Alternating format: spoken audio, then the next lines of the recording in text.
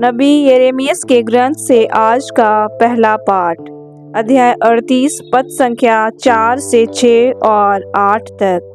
सामंतों ने राजा से कहा, यिर्मयाह को मार डाला जाए। वह यरूशलेम की हार की भविष्यवाणी करता है और इस प्रकार शहर में रहने वाले सैनिकों और सारी जनता की हिम्मत तोड़ता है। वह प्रजा का हित नहीं बल्कि अहित चाहता है। राजा सिदकिय्याह ने उत्तर दिया, वह आप लोगों के वश में है। राजा आप लोगों के विरुद्ध कुछ नहीं कर सकता। इस पर वे यिर्मयाह को ले गए और उन्होंने उसको रक्षा दल के प्रांगण में स्थित राजकुमार मल्किय्याह के कुएं में डाल दिया। उन्होंने यिर्मयाह को रस्सी से उतार दिया।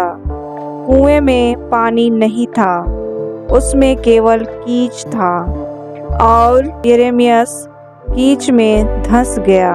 एबेद-मेलेक ने राजमहल से निकलकर राजा से कहा, हे राजा, हे मेरे स्वामी, उन लोगों ने नबी यिर्मयाह के साथ बहुत बुरा व्यवहार किया। उन्होंने उनको कुएं में डाल दिया, वह वहां मर जाएंगे। इस पर राजा ने एबेद-मेलेक इथियोपी को यह आदेश दिया, यहाँ के 3 आदमियों को अपने साथ ले जाओ और इससे पहले कि यिर्मयाह मर जाए उन्हें कुएं में से खींच निकालो। प्रभु की वाणी। भजन अनुवाक्य। हे प्रभु, मेरी सहायता कर। मैं कब से प्रभु पर भरोसा रखता आ रहा हूँ। अभी उसने झुककर मेरी पुकार सुनी है। उसने मुझे मृत्यु के गर्त से, दलदल के कीच से निकाल लिया। उसने मेरे पैर चट्टान पर टिकाकर मुझे दृढ़ कदमों से आगे बढ़ने दिया। उसने मुझे एक नया गीत, हमारे ईश्वर का स्तुति गान सिखाया है। बहुत से लोग यह देखकर प्रभु पर श्रद्धा तथा भरोसा रखेंगे।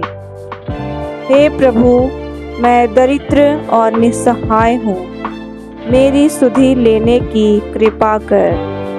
तू ही मेरा सहायक और उद्धारक है।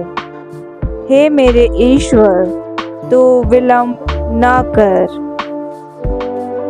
दूसरा पाठ, इब्रानियों के नाम पत्र, अध्याय 12, पद संख्या 1 से 4 तक। जब विश्वास के साक्षी इतनी बड़ी संख्या में हमारे चारों ओर विद्यमान हैं, तो हम हर प्रकार की बाधा दूर कर, अपने को उलझाने वाले पाप को छोड़कर और यीशु पर दृष्टि लगाकर धैर्य के साथ उस दौड़ में आगे बढ़ते जाएं, जिसमें हमारा नाम लिखा गया है। यीशु हमारे विश्वास के प्रवर्तक हैं और उसे पूर्णता तक पहुंचाते हैं। भविष्य में प्राप्त होने वाले आनंद के हेतु उन्होंने क्रूस का कष्ट स्वीकार किया और उसके कलंक की कोई परवाह नहीं की। अब वह ईश्वर के सिंहासन के दाहिने विराजमान है। कहीं ऐसा ना हो कि आप लोग निरुत्साह होकर हिम्मत हार जाएं। इसलिए आप उनका स्मरण करते रहें, जिन्होंने पापियों का इतना अत्याचार सह लिया। अब तक आपको पाप से संघर्ष करने में अपना रक्त नहीं बहाना पड़ा है। प्रभु की वाणी।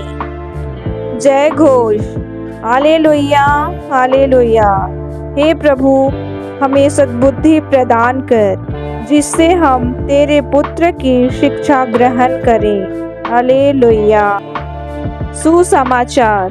संत लूकस के अनुसार आज का पवित्र सुसमाचार, अध्याय 12, पद संख्या 49 से 53 तक। यीशु ने अपने शिष्यों से कहा, मैं पृथ्वी पर आग लेकर आया हूँ और मेरी कितनी अभिलाषा है कि यह अभी धधक उठे। मुझे एक बपतिस्मा लेना है और जब तक यह पूरा ना हो जाए मैं कितना व्याकुल हूँ। क्या तुम लोग समझते हो कि मैं पृथ्वी पर शांति लेकर आया हूँ? मैं तुमसे कह देता हूँ, ऐसा नहीं है। मैं फूट डालने आया हूँ, क्योंकि अब से यदि एक घर में 5 व्यक्ति होंगे तो उनमें फूट होगी। 3 2 के विरुद्ध होंगे और 2 3 के विरुद्ध। पिता अपने पुत्र के विरुद्ध होगा और पुत्र अपने पिता के विरुद्ध। माता अपनी पुत्री के विरुद्ध होगी और पुत्री अपनी माता के विरुद्ध। सास अपनी बहू के विरुद्ध होगी और बहू अपनी सास के विरुद्ध। प्रभु का पवित्र सुसमाचार।